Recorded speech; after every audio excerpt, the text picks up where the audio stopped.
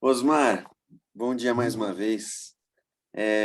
Hoje a gente se encontra para falar sobre um tema que é muito desconhecido de boa parte dos cristãos. Eu mesmo fui descobrir, sei lá, tarde na vida, que são os pais do deserto. Os pais do deserto, que é um movimento, né? Se tornou um movimento, mas começa de forma muito orgânica, lá pelo século III depois de Cristo, então muito próximo ali dos primeiros cristãos, das primeiras igrejas. E você é uma das pessoas que fala sempre dos pais do deserto, que resgata essa herança, essa sabedoria que ficou escondida, né, nos mosteiros, dentro das bibliotecas. Então, fala um pouco para a gente sobre os pais do deserto. Então, acho que... Peraí, desculpa. Eu acho que é desconhecido até porque tudo que é fora da reforma, fora do protestantismo, a gente ignora. Como se a história da igreja tivesse começado no século XVI. Então, foram 16 séculos antes de uma herança comum que a gente despreza. E estão aí os pais do deserto, os pais da igreja, a patrística, a mística medieval, os santos e doutores da igreja. A gente não quer nem saber disso, né? Mas é uma herança linda, com muita coisa bonita, até porque, nesses primeiros 1000 anos de história da igreja, antes do cisma romano, a igreja era oriental, então era uma outra cabeça. Então, até hoje, a gente pode perceber assim, os ortodoxos, os coptas, os russos, né, os gregos, eles têm uma teologia e têm uma liturgia lindíssima, né, que a gente perdeu completamente a partir do momento que a igreja se tornou uma instituição que pensa no registro ocidental, mais iluminista, mais racional, mais explicativo. Então, se perdeu uma coisa muito linda. A gente, claro, nós temos orgulho assim de sermos herdeiros de movimentos como o anabatismo, o pietismo, o puritanismo, etc., a reforma. Mas tem muito mais coisas, teologicamente, espiritualmente, ou talvez até mais profundas, que a gente ignora, e um desses é o movimento dos pais do deserto, que começa aí com a partir de Constantino, quando ele se converte, e é um grupo de homens que diz: esse negócio não vai dar certo, a igreja andando no poder, nos palácios, nos templos, então a gente vai para o deserto para se dedicar à Bíblia, à leitura da Bíblia e à oração. Daí surge, que é chamado momento dos pais do deserto, tem uma riqueza extraordinária, de homens como Antão, Macário, João Cassiano, Evagrio, e que a gente hoje está redescobrindo, até porque eles deixaram muita coisa escrita e a gente pode beber nas fontes originais. Então, isso é maravilhoso poder fazer isso. Então, é muito um movimento que se desenvolve no deserto, né? Por isso os pais do deserto. Eles migram para o Egito, para a Síria, para essas regiões mais longe da civilização romana, né? De certa forma, uma rejeição ao que eles viam em Roma como se fosse uma Babilônia, né? Um lugar de O tentações. império que está em Constantinopla ainda, né? O império que se une com a igreja e usa a igreja para unificar o império. Né? Então, O cristianismo começa a se aliar ao poder, né? E eles rejeitam esse movimento e vão buscar no deserto um encontro mais próximo com Deus, né? Mas sim, quando sim. eles vão para o deserto, eles levam um susto, né, Osmar? É porque eles estão fugindo, né, daquilo que eles achavam que era um mundo de tentações, de dinheiro, de poder, de mulher, não tem nada disso lá. E aí, no silêncio, na solitude, eles vão descobrir outras forças que agem no coração do homem e que normalmente passam despercebidos ao homem que vem na cidade e que está envolto em muitas distrações e muitas atividades. Então, é isso que é algumas coisas que eles descobriram que são extraordinárias desse movimento no coração, né? E começa que, assim, eles chamam de paixões, de logismos, que são pensamentos que surgem do nada, mas que vêm carregados de uma emoção. A ira é assim, Uhum. a inveja é isso, a lascívia, o orgulho, os 7 pecados capitais. e que eles chamam também de vícios, porque como toda substância química que pode dar algum tipo de euforia, o pecado também nos deixa eufóricos um pouco, dá uma sensação assim, dá um frenesizinho. Somos Mas, viciados no pecado. então, a semelhança de um vício químico, primeiro eu digo assim, não é nada de vez em quando, eu posso parar quando eu quero. Mas depois as doses começam a ficar mais frequentes, mais fortes, e quando eu vejo, está me destruindo. E foi isso que eles perceberam. E sem nada, né? Sem estímulo, sem estrutura, Sim, sim. sem cidade, eles percebem esses movimentos dentro do coração, né? Exatamente. Uma Então, da... pois não, pode falar. Não falei. Não, uma historinha para ilustrar isso é que uma vez no mosteiro, eu conversando com a abade, e eu disse para ele, escuta, para vocês é fácil aqui ficar santo, né? Porque não tem mulher, não tem dinheiro, não tem distração, não tem redes sociais, não tem que fazer. Mas não, aí que a gente percebe quanto a gente é pecador. Ele me contou a seguinte história, aqui no mosteiro a gente tem uma vida muito austera. Então tinha uma só vassoura para todos os monges. Então, cada um usava lá e punha no mesmo lugar. E aí começou a vir um zum, assim, fulano de tal fica muito tempo com a vassoura, nunca achei a vassoura, a vassoura nunca está lá, não aparece a vassoura, onde é que está aí? Você que pegou a vassoura? Esqueci no meu quarto. E começou a vir à tona, assim, ira, agressividade, briga dentro do mosteiro, um climão por causa da vassoura. Então, isso ilustra bem, assim, o ser humano que quando ele tira todas as distrações assim possíveis de pecado e desce mais profundamente na sua alma, daí ele encontra o pecado. Senão a gente relativiza. Um quadro que é comumente assim visto por vários pintores são as Tentações de Santo Antão, né? Certo? Esse é um dos precursores desse movimento do deserto. E Santo Antão relata, os seus discípulos relatam essas tentações, que mesmo no vazio do deserto, nós somos tentados com todas elas, e que são bem ilustradas nos 7 pecados capitais, né? Sim. Santo Antão, assim, ele tem umas visões que, claro, é possível que seja o diabo, mas é possível que seja só a imaginação dele. De que, assim, está lá quieto na cela dele, e daí, do nada, aparece um mercador cheio de ouro, oferecendo um negócio para ele. Ou então uma mulher lindíssima começa a passear na cela dele com poses sensuais. Mas não, o diabo nem precisa fazer isso, porque a nossa imaginação é capaz de fazer isso. Então, assim, para nós evangélicos, o pecado só é pecado quando ele se torna palavra ou atitude. Mas não é pecado o pensamento nem a omissão. Então, tem muito crente aí, consagrado religioso, que é parecido com o fariseu, né? Louva com os seus lábios, mas o coração está longe de mim, não tem encantamento, não tem. E achei que eu se omisso, assim, com questões da justiça social, da pobreza, etc. Então, mas o cara fala, nunca pequei, nunca traí minha mulher, eu estou na igreja todo domingo, eu dou meu dízimo, eu não sou um mentiroso, eu sou um cara até generoso, lá, contribuo, mas o cara, por dentro, sepulcro caiado, como dizia o mestre. Né? E aí fica como aquela casa aberta, né? Abandonada, que os demônios podem entrar e sair quando querem, porque está despercebido, acha que é só o comportamento, né? Sim, é verdade. Essa é uma outra anedota, né, Osmar? Uma outra anedota que eu digo assim, é uma fala, uma ilustração, né, de um dos pais do deserto. Você quer contar essa história da casa? Mas pode contar, pode contar. Que quando a casa está vazia, os demônios entram e saem, então tá tudo bem. A Você gente está não em paz. percebe o movimento, está em paz.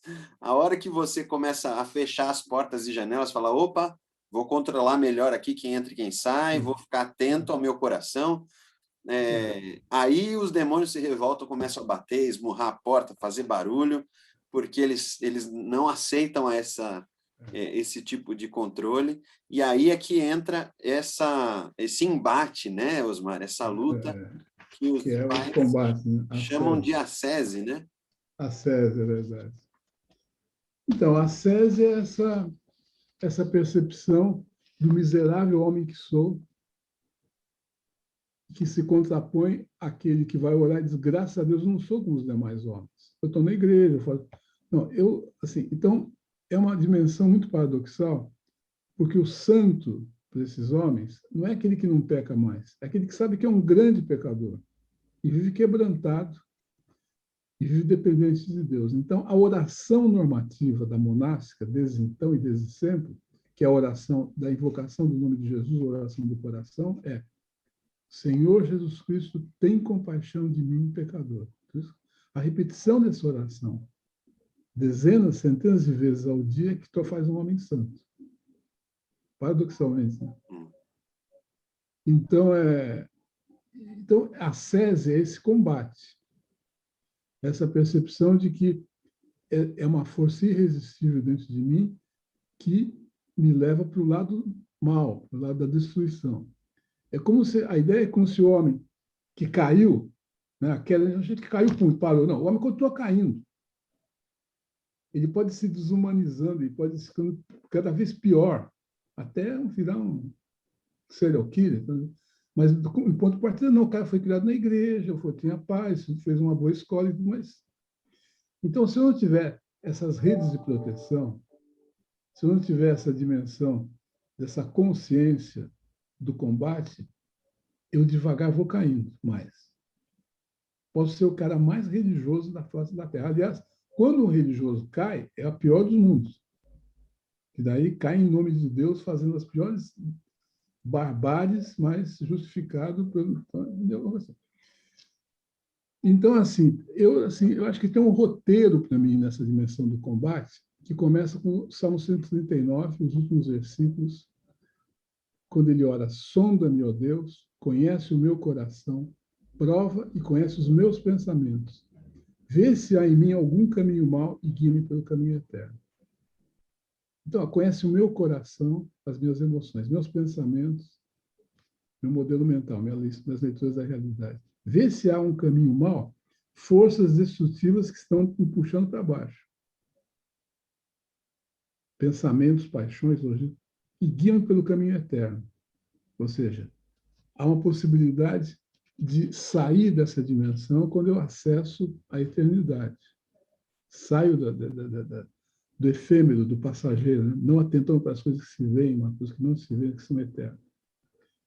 E aí, então, eu vou orar, segundo o Salmo 51, compadece de mim, ó Deus, segundo a tua benignidade, segundo a multidão das suas misericórdias, e apaga a minha transgressão. Quebrantamento. Até porque se nós dissermos que não temos pecado, de João, a nós mesmos nos enganamos, mas se confessarmos, ele é fiel e justo para perdoar. Então, assim, aí eu, devagar, eu posso entrar numa outra dimensão, que é de encher a casa. Que as palavras dos meus lábios e o meditar do meu coração sejam agradáveis na tua presença, Senhor meu, rocha minha. Ou então, Filipenses, tudo que for agradável, boa fama, puro, seja que ocupe o vosso pensamento. Isso que é a metanoia, a correção desse modelo mental de Adão em direção ao modelo mental de Jesus Cristo. E isso é a ascese, esse combate que eu... E assim, ninguém acorda de manhã dizendo o seguinte: olha, hoje eu acordei com uma vontade enorme de perdoar. Então, eu espero que várias pessoas venham me maltratar, me humilhar, me agredir, para poder exercer essa nobreza, essa beleza do perdão. Não. Você acorda e fala assim: putz, eu já acordei. A mulher fala bom dia, você fala bom dia. Já sai chutando o gato, o cachorro, pega o carro, e ai de você se algum cara se ultrapassar e dar uma fechada nesse dia. Que vai surgir um instinto homicida do nada, você vai... Então, assim, e esse é um negócio ferrado, porque quando vem esse silogismo, quando vem essa tentação, essa paixão, eu posso fazer grandes besteiras. Eu posso destruir coisas que demoraram anos para construir. E em alguns segundos eu... Pá! Então, se eu não tivesse cuidado com aquilo que é a minha alma, meu coração, de tudo que tem que cuidar, cuida do teu coração, porque dele procede as fontes da vida, mas também da morte. Né? Então, e procede as fontes da vida que muitas vezes estão embaixo de entulhos emocionais, de traumas, de pecados, etc. Então, quando chega à superfície, vem uma água já poluída. Então, precisa tirar esse entulho. Seu trabalho é quem vai fazer o resto da vida, essa correção de rota, que é uma conversão contínua ao longo da vida, né? Da inovação. E muito dessa sabedoria, Osmar, como a gente contou aqui algumas dessas anedotas, são escritas assim em formas de conversa, de ilustração. Quando a gente vai para os escritos desses pais do deserto, são escritos que realmente não estão estruturados da forma ocidental que a gente está acostumado, de tese, argumento, contra-argumento, toda essa estrutura que para eles não fazia sentido, né? Eles contam uma história, né? Parece mais com a tradição rabínica, com o que Jesus propunha, né? São sentenças curtas, né? Como Jesus falava, assim, e pronto, ali já tinham Já tinha uma sabedoria. uma formulação que não é humana, assim, nem do alto, uma sabedoria do alto, né? Uhum. Paulo fala de uma sabedoria do alto, né? E Então, exige de nós assim, essa abertura, né? Para uma mas isso assim, proposição não racional, né? agora assim, no meio evangélico, assim, tem uma ideia de que a vida cristã é prazerosa, é próspera, assim, é um tipo de wellness quando você se conversa, assim, para a alma, não é? Mas não, a vida cristã não é tranquila, é um combate. É como subir uma escada rolante ao contrário. Se você não tiver diligência, discernimento, perseverança, coragem, você não enfrenta. Aí, então, é isso. E aí é o seguinte, uma das coisas que descobrem também é o seguinte, que, na realidade, esses logismos, tá, é uma dispersão dos desejos. Quando Deus criou o homem, ele criou o homem com o desejo de ser com Deus. O pecado deturpou isso para o homem ser como Deus. Então, o homem tem múltiplos desejos. Então, é uma conversão dos nossos desejos debaixo de um só grande desejo, uma só grande esperança, um só grande amor, que é Cristo Jesus. Mas esses desejos vão me dispersando. Essa Existe, duplicidade de pensamentos e desejos. Né? existe talvez, Osmar, o que você está falando me despertou aqui, que a igreja pensa muito que o esforço ele é contrário à graça, né? Essa ideia de que se eu me esforçar, isso talvez se pareça com salvação por obras, e acaba confundindo um pouco, especialmente na igreja evangélica. Como é que você relaciona o esforço da SESI com a graça? Então, essa palavra ascese, uma vez eu li, que aparece uma vez no Novo Testamento, em Atos 24:16. E está traduzido, por isso também me esforço por ter sempre a consciência pura. E na NVI diz, procuro sempre. Então, assim, não é estoicismo, mas é um caminho que é permeado pela graça. Ou seja, é a consciência que pelas minhas forças eu não vou conseguir, eu preciso depender de uma outra força maior do que o pecado que está em mim para conseguir. Então, na realidade, há um esforço, sim, mas é um esforço não é uma produção humana. Dinamizado pelo Espírito Santo, né? Não é a produção humana, eu sou levado, né? Eu sou levado, não é? Então, e aí tem algumas confluências, né? Porque a sese com a graça, com a mística, não é estoicismo, não é esforçar, não é obras, é outra coisa. É um desejo de me tornar mais parecido com Cristo, sabendo que para eu chegar lá, eu vou enfrentar grandes dificuldades. E se eu não saber enfrentar e superar essas dificuldades, eu não chego nunca. Vou ficar no mesmo lugar a vida inteira. Então, eu me esforço. A virtude é a diligência. Ninguém fala. É a vigilância e a diligência. São duas virtudes fundamentais que a gente não fala delas. Vigilância, está alerta para que não caiais em tentação. Vigiai. Tem que olhar. E o discernimento, porque muitas vezes esses pensamentos do mal vêm travestidos de bem. Não é assim preto no branco, não. Uhum. Que é a própria experiência de Cristo no deserto, né? As tentações de Satanás pareciam boas, parecem boas quando a gente... Sedutora, né?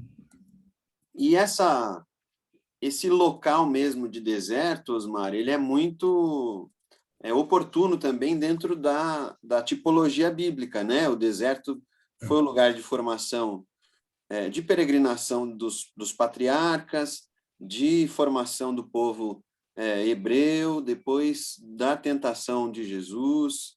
É um lugar... E também, Paulo também tem o seu tempo de deserto.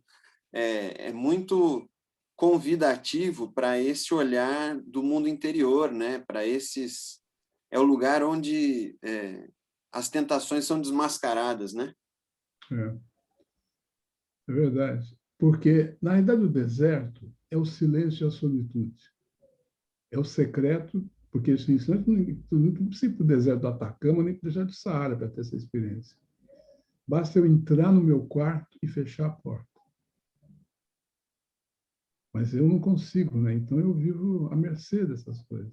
Porque eu só vou perceber esses movimentos no silêncio e na solitude, no deserto, no secreto. Senão, se eu tenho distração, eu tenho atividade o tempo todo, eu não percebo. Não percebo.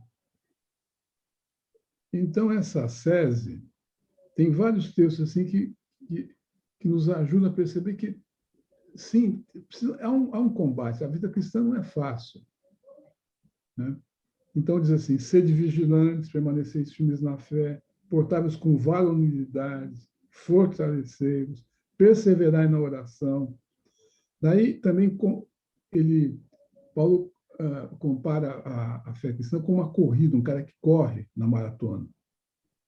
Imagina. E assim, ele fala assim, não desfiro golpes no ar, eu esmurro o meu próprio corpo. Então, esse é um texto que a gente não... Ou seja, há uma sese, há um combate. Ou seja, há uma renúncia, há um sacrifício, há um compromisso que vai de encontro ao modelo mental de Adão em mim. Vai chocar.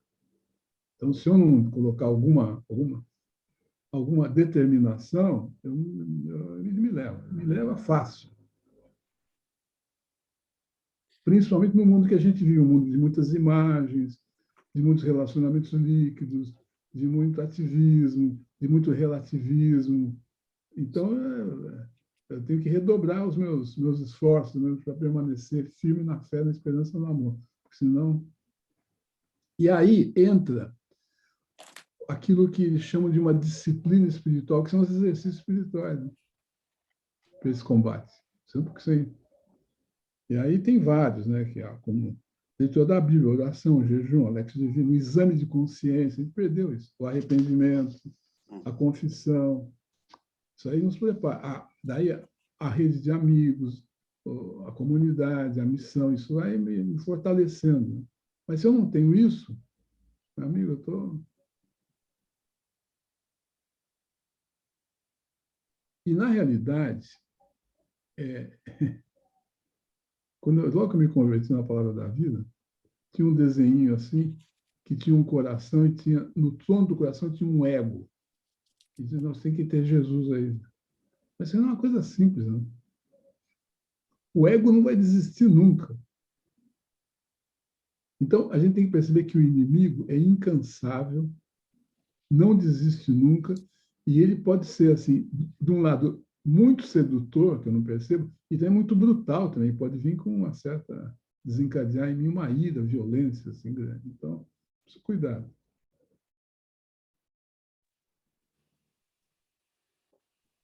E aí a gente...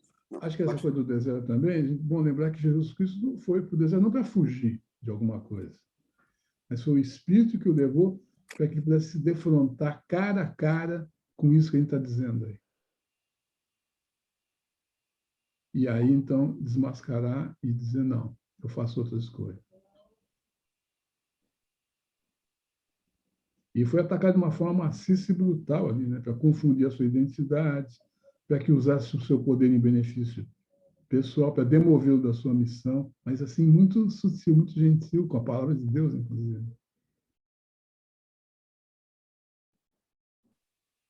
Eu estava lembrando aqui de Tiago, quando ele fala que cada um é tentado pelo próprio mau desejo, sendo por este arrastado e seduzido. Então, são essas as paixões mesmo que me arrastam, né? E que se eu não empreender uma energia contrária a isso, não trouxer a luz, não desmascarar, eu sou arrastado, né? E eu vou fazer coisas depois das quais eu me envergonho.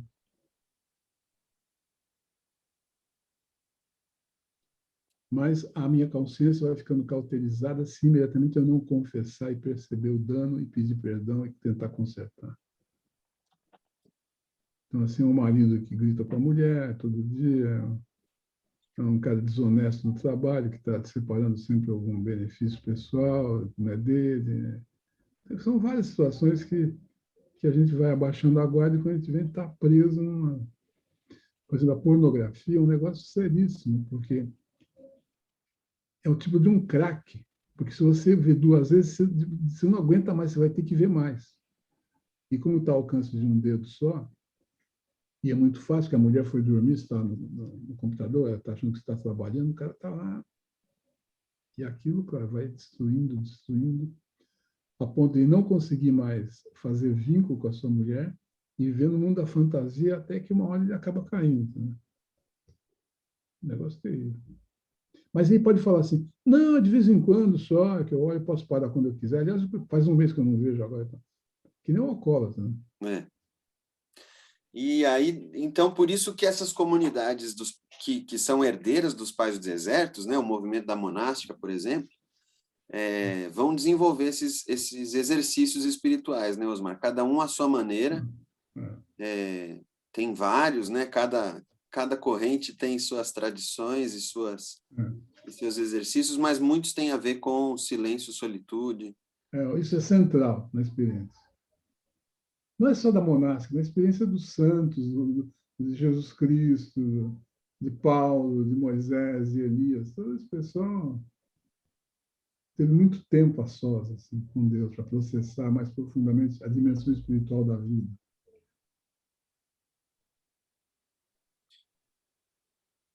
Muito bom, acho que deu para a gente fazer um panorama sobre esse movimento. E a gente pode indicar os seus livros, né, Osmar? São boas introduções a esse universo da espiritualidade contemplativa. Nós também temos um site novo agora, contemplatio.com.br, que reúne textos, vídeos e algumas oportunidades de oficinas também, né, Osmar? A gente tem algumas oficinas online que a gente ainda vai realizar esse ano, né? Você vai ministrar sobre a transcendência do tempo. Você e Isabelle vão fazer uma oficina para casais, que está sensacional. E também a gente tem, em 2021, em outubro, uma experiência de um fim de semana no Mosteiro, que vai ser um retiro curto, né, de sexta a domingo, mas já dá para ter um gostinho de como é essa espiritualidade contemplativa, com canto gregoriano, com experiência de TZ, uma liturgia de TZ. Então, estamos muito empolgados. Com silêncio, meditação. Então, é uma pequena imersão assim, nesse universo desconhecido para nós, mas fascinante e muito efetivo assim na sua contribuição para que nós nos tornemos melhores cristãos. Né? Muito. Então, quem puder participar ou ficar por dentro dessas atividades, tem aí algumas referências, e no site também você encontra todos os livros do Osmar. Muito obrigado, Osmar. Foi um prazer. Eu estava me lembrando assim que tem um livro que eu gosto muito, que é um livro que quem tiver interessado pode comprar, é do Olivier Clément, chama Fontes, da editora Subiaco. Você tem esse livro, já? Não, tenho não. Compre esse livro. Fontes Olivier Clément, editora Subiaco, que é uma editora da Monástica, das freirinhas aí. De Minas, né, eu acho. É. Legal.